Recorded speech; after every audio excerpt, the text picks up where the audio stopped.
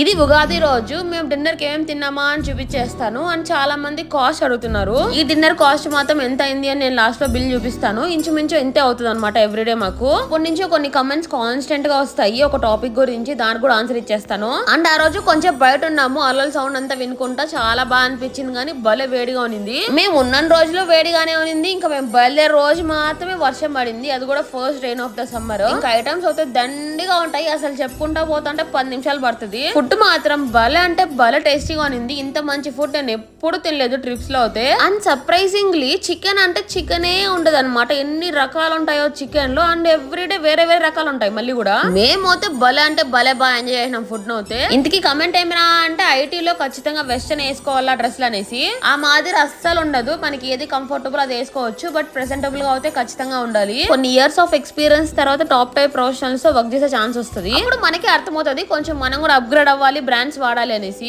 ఆ లెవెల్లో లైఫే సపోర్ట్ చేస్తుంది మనకి. పెద్ద టెన్షన్ ఏమి ఉండదు ట్రాన్సిషన్ లో. మనం వర్క్ ఒక్కటే కష్టపడి నేర్చుకోవాలి అంతే. మీద అన్ని ఆటోమేటిక్ గా టైం నేర్పించేస్తుంది. ఆ రోజు బిల్ అయితే మా ఇద్దరికి ఇంత అయింది బా. మీరు మాత్రం లైక్ మర్చిపోకండి. అవుట్ ఫిట్ లింక్స్ ట్యాగ్ చేస్తాను.